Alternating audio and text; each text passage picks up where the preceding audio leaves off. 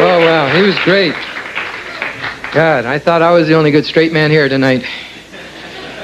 We want to move with another comedian who wrote me this introduction.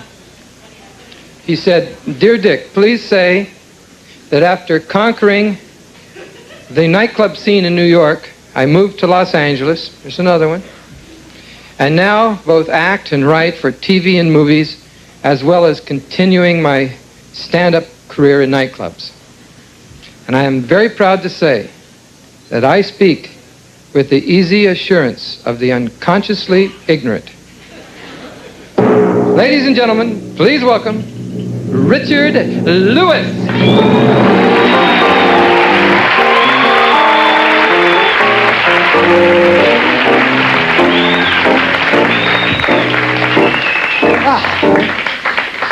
Thank you.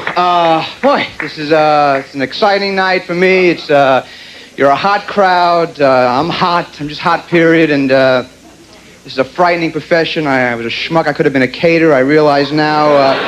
Nah, I don't want to be negative. It's too hot. It's too nice up here. Well, I gotta tell you something. My mother lives in Jersey. How did she get the Roxy backstage number? It's really unbelievable. I just thought. Anyway, L.A. A lot of couples here tonight. I'm just. I am not taking it for granted anymore. I broke up with someone. Damn, I had a terrific relationship. I couldn't make the commitment, and it's a bitch when you get divorced or you break up. You go out with new people. You keep thinking of your ex. It's on your brain like a skull cap. You can't get rid of it, And I had a great date last week. I picked the woman up, and she says, "Well, let's go out for dinner." And I said, "Sharon always ate too." I was just really,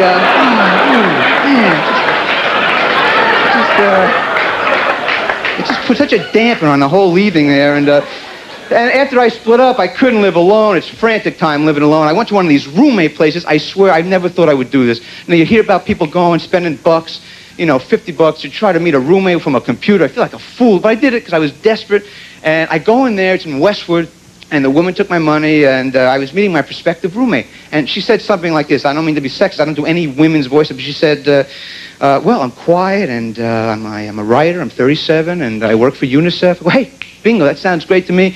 Move right in, a furnished apartment in Westwood. It's sort of a, debilitating apartments. They give you all the furniture. I had a picture over my couch. It was a rabbi on a Brahma bull. It was really, it was horrible.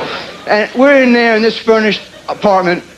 And the first night, she's typing away. It was quiet. It was fantastic. I knock on the door. I go, "Look, Helene, I just want to, make an impression." I actually said I want to make an impression, which that was a stupid thing to say. So I'm going to go get some chicken now. What do you want? Colonel Sanders, whatever you want. Get the backs, the sides, the wings, whatever you want. On me. On me. And she turned around and she said, "Your mother sucks cock in hell." And her head spun around. It was like, wow. It was like pea soup came out. I had to get across. It was, that's why I don't trust anyone. That's the problem. It's just, I left my shrink too soon. I had to take an incomplete. I just don't know what I'm doing anymore. I'm not going back no more. That's too much bread. 60. I'm going to Evelyn Woods. It's like speed therapy. It's cool. It's like you hate your mother, you hate your father. $5. Boom, and you get out of there. It's living alone. I can relate to you if you feel bad about it. It's a little frightening. It's sort of a conspiracy when you live alone to make it tough. I mean, like I had this home box office jacket. I was trying it on. My button fell off. And I didn't have a needle. Gee, sorry, needle. I was possessed for a second. I didn't have a needle. Oh, I'm back. Sorry. I didn't have a needle. Gee, I'm sorry. A needle. Didn't have a needle. Needle. Gee, it's a frightening thing. Needle. Didn't have a needle. And, needle. Didn't have a needle. And I had to go. I went to the food store to get a needle. And you can't get a needle if you're single. You have to get a package. Ton o' needles. It's the most humiliating thing. Had to get the barrel o' thread. Had to roll it home on a. There's an upside. There's an upside to being alone. You have more time for yourself. You do things like, this is like a cable thing. I said, I'm going to get cable. I'm going to just invest the money. I said, I'm going to be home a lot. I'm going to watch movies. I got this little manual that said, Manhattan and Ordinary People. I get the book. It's great. I was psyched up until I opened up the book. It laughed.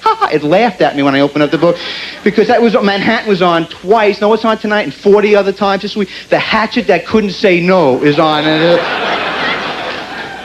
try to get some sun. Only time I look like I have a tan is with makeup for a show. I am pale city. It's like, and I sit by this little horrible pool. It's like I have stingrays in this pool. It's like a frightening thing. And it backfired on me. The sun affected me. First of all, I'm sitting there in these little lounge chairs, which they nail on. It's like really embarrassing. And I'm always between two people on weekends who do the LA Times crossword puzzle. And I feel so inadequate about words. And I mean, I'm always between brilliant people. Like someone will say, what is that? God damn, it's 27 words. It's Danish for splitting the atom. What the hell is that again? And the other person, man, I'd run upstairs. I get my TV guy out of the sock drawer because that puzzle in the back, it's a boon to mental health, that puzzle. It's for chimpanzees and morons. It's, 28 across, the dinosaur, they leave the W off. It's,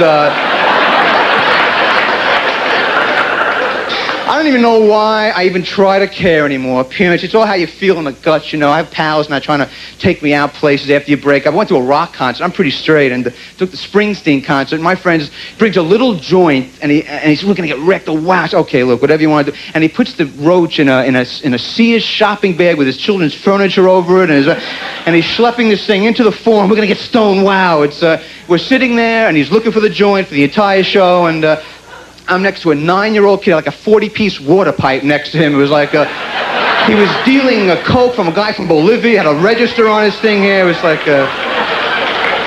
I just felt so out of touch. I go to a punk rock club. It's so violent. We went on Machete Night, too, which is really... I don't do the new dances there. I mean, I do the monkey. I mean, it's outdated now, you know. They heckle you when you dance, you know, and... I mean, these guys are doing splits, they're throwing torches in the air, they're roasting wild boar in front of them, and it's all physical. It's all physical. That's, I know I look angry up here, I'm not, I just feel it's physical, because my ex, Sharon, she was just so liberated sexually, I just couldn't come up to it. I felt so uptight in bed. I mean, I didn't know what to expect any night. It was like, I could have turned around and she would have said, you bring the explosives? Oh, I'm sorry, I didn't,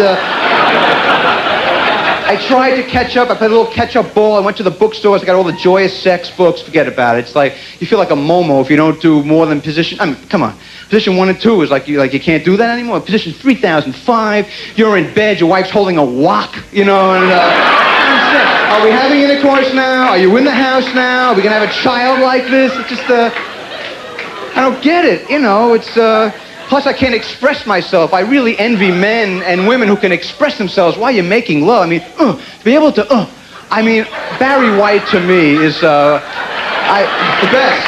I mean, to be able, I love you. To be able to, like that, it's just, I go to this, Institute in Torrance out here. I get the cassettes, and, I just can't express myself sexually. When I'm like really feeling great, I write little handwritten notes. I slip under the pillow there.